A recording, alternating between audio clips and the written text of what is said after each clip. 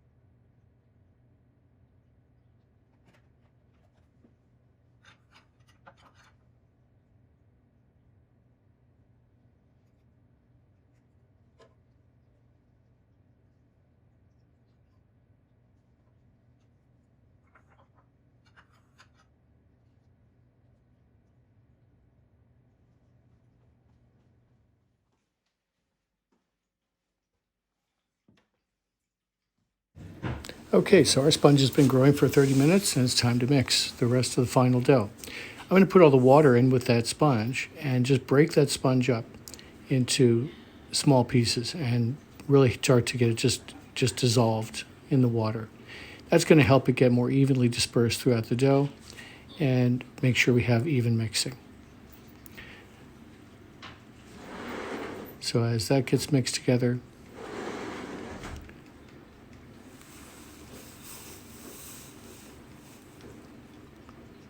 we're going to pour it into the main bowl with the flour, and then we're going to be pouring in the eggs, the honey, and the oil in with the flour as well.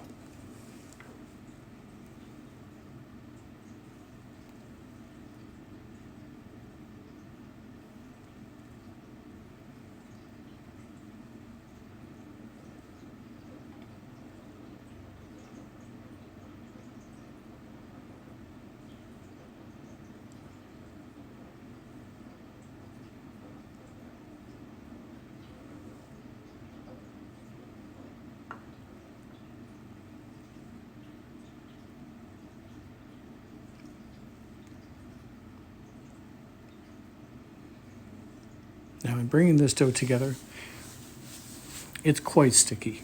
So be aware of that. It's just going to be very sticky. But because it's sticky, I'm going to knead it for about 10 to 12 minutes, probably about 12 minutes to get it to full development. I want to see enough gluten development so that this dough holds together well. So first by starting it in the bowl, and then eventually I'm going to turn it out onto the board, and we'll get the rest of the kneading done.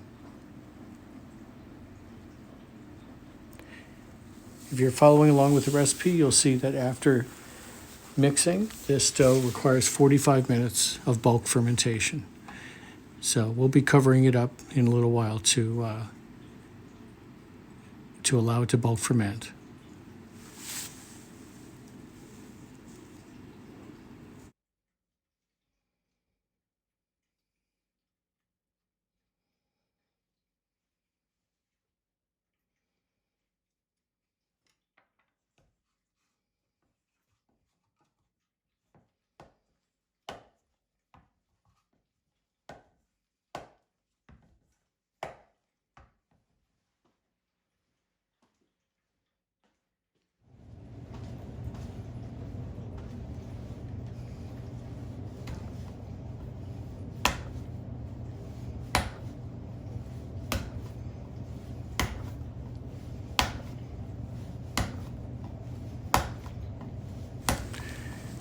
So you can see I'm using the slap and fold technique, just grabbing it from the side, slapping it down.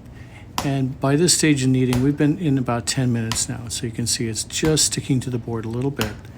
It's not really as tacky as it was because the gluten is developing. But I'm giving it the last minute or so of mixing.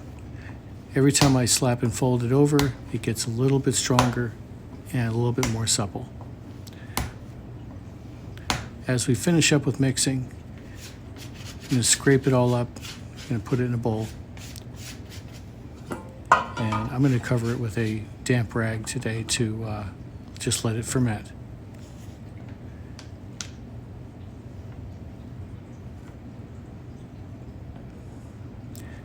And of course, I'll set my timer for 45 minutes.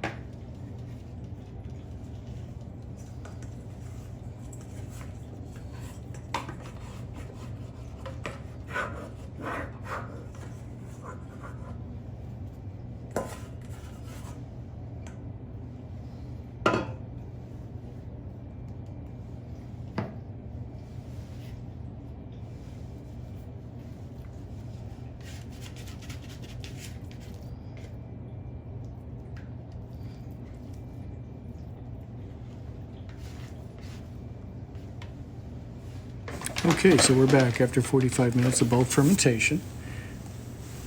Gonna put a little flour down on the bench and make this dough a little bit easier to handle. And set my scale to 0, and we're going to start measuring out 3-ounce pieces. With this particular bread, I'm going to be making a 6-strand braid. So with 6 strands, 18 ounces of dough, we need 3-ounce pieces of dough. So I'm just measuring those out at the moment.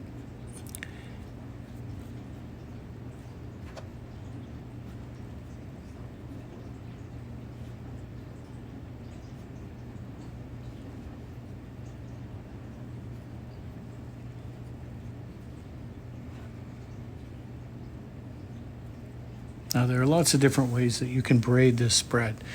On Talon's website, you'll see under this day for challah, you'll see that it has several different videos about different types of braids. You'll see a 4-strand round braid for a round loaf. You'll see 6-strand. You'll see even 8 or 9-strand braids.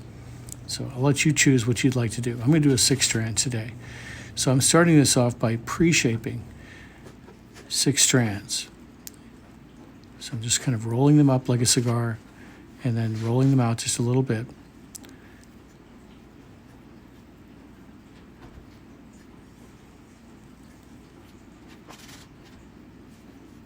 Again, like I said, this is sticky dough. So even after using some flour, it's still sticking to the bench, sticking to the cutting board.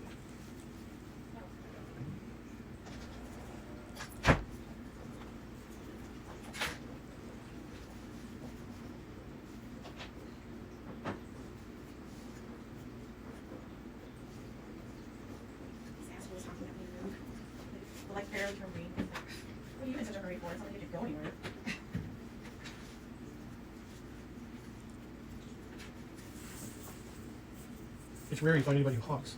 It's rare to find anybody who honks at you. He has been like, Okay, we're going to elongate these a little bit. I'm taking them out to about 14 inches or so. Going to get them about the same length, the same thickness, so that they're all about the same. Makes braiding a lot easier when everything is about the same. She's trying to get her stuff, and she had to repeat herself a couple of times, and she's just getting kind of like put out or snotty. It's like, get used to it. Yeah, this is going to be kind of new normal for the next couple of years. Get used to it. This is going to be for the next couple of years. It's not like it's going to end this summer. We're going to wear masks for a long time. I was saying, like, I was just kind of looking at her like, okay, what's your problem? Someone's cranky? So they're starting to get stuff in, so I got some more toilet paper, which I'm really pretty happy about. Okay, for a 6-strand braid, I've got 6 strands here. I've dusted them a little bit with flour to make sure they don't stick together. We're going to take the 2 outside strands. First, we're going to take the left one and go all the way to the right. Then we're going to take the right one and go all the way to the left. Now, next step is we're going to bring this first one into the middle. Now, the next one to come up, we've got this one sitting out here all by itself. The one that is next to that on the left is going to go all the way across. And this lonely one out here is going to come to the middle. So the next one to come up will be this one, the second one from the lonely one. It's going to come all the way across. And we're going to bring this lonely one to the middle. Don't do this very tightly. We want to keep it kind of loose because we want to make sure that these will proof together and there's going to be plenty of room for proofing. So here we go again. We've got this lonely one out here. We're going to take this one that's second to the next one from the lonely one. We're going to bring it across all the way. Bring that lonely one to the middle. That brings us to this one. Second one from the last. Bring it all the way across. Bring the lonely one to the middle. My hand immediately goes to this one, the second one from the last. And go all the way across. Bring the lonely one to the middle. Then goes to this one, all the way across. Lonely one to the middle. This one here comes all the way across. Lonely one to the middle. All the way across, lonely one to the middle. And we're starting to get down to, they're getting kind of short now. So what we're going to do is we're not going to pull on them. We don't want to stretch and yank the dough. So we're just going to let them fall into place. This second to last one goes all the way across, lonely one to the middle. This second to last one goes all the way across, lonely one to the middle. All the way across, lonely one to the middle. And when you get down to these last little pieces, just keep the pattern going as much as you can. But you're eventually going to get to a point where you have no more dough. That's where you just squeeze it and tuck it underneath. Now, as for this side, we have all these pieces here that were originally pressed together. I am just going to gather those together, press them, tuck it under. It'll give a nice finished look to the end of the loaf and you get a beautiful 6-strand braid. We're going to go ahead and put this on a sheet pan and we're going to lightly cover it and we're going to just let it proof. It's going to take about an hour, maybe 2. At this temperature in the house, it's not very warm. It's not going to be in a proof box. So we're just going to be letting this proof. I'd like to see this double in size before I decide to put it in the oven. Before we do that, before we go to proofing, we're We're going to put on a coat of egg wash. Now, we're going to egg wash this now, but we're also going to egg wash it right before it goes in the oven. So a double egg wash. Now, egg wash, just to remind you, is I've got 1 egg in here, a pinch of salt, and a little spritz of water. The spritz is about a teaspoon or so of water. So I try to get everywhere on the challah with the brush to make sure everything is covered with egg wash. If you miss a spot, you'll notice it because it won't be as shiny as the rest of the loaf. Okay, we'll be back in about 2 hours. We'll cut it there and we'll come back when this is proofed.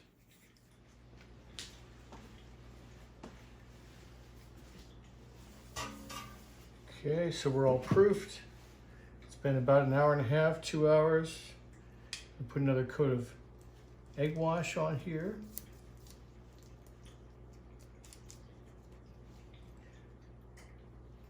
And we're going to garnish this with some sesame seeds. You can leave it plain if you like, but I like sesame seeds on it. Poppy seeds also work very well on challah. And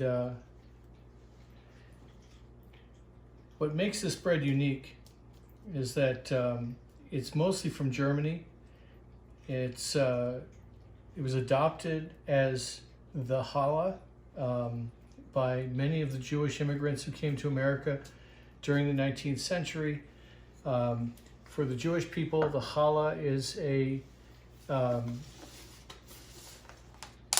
is any bread, but it's basically something that a bread they can break together during their religious ceremonies.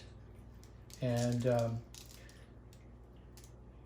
most of the Jews who were coming to this country from overseas were coming from Germany and from Poland. So because of that, they brought the bread that they made at home with them. So, and most of that migration of Jewish people into this country came between 1840 and 1920. I often thought it was during or after the Hitler administration in Germany, but no, it was actually before Hitler. But they brought their bread with them. And then as they opened bakeries, they made this bread for all of their neighbors so that they could celebrate their religious ceremonies each week. Anyway, this is going in the oven, and we're going to get a nice golden brown, and I'll be back. We'll take a look at the final product.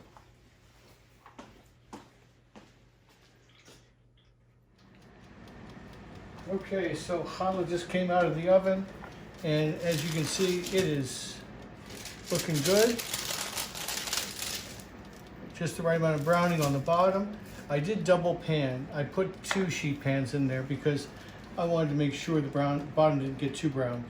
The thing about home ovens is they oftentimes have a lot of intensive radiant heat from the bottom, and even if they've been preheated. So what I do is I double pan just as a precaution. If you don't have 2 pans, then what you could do is you can also use something else as a substitute to block that heat from underneath. So it could be another cookie sheet, it could be something like that, just to create some sort of a little buffer zone between the bread and that radiant heat. Anyway, looking forward to seeing your challah. Take a look at the recipe we have up online. It's for 18 ounces. So this is an 18-ounce loaf, and each of the strands, 6 strands, was 3 ounces. So you can do a 6-strand. Of course, I have other videos up there for different types of braids. You can do a 3-strand, 4-strand, 5-strand, 6, 8, 9, whatever you like to do. But when you're getting ready to weigh everything out, just figure out how many strands you'd like to do and then divide that into 18 to figure out how much each strand should weigh. All your strands should be about the same size so to keep your braid looking nice. Anyway, it was a good day for bread, and I'll be looking forward to seeing yours. We'll see you tomorrow.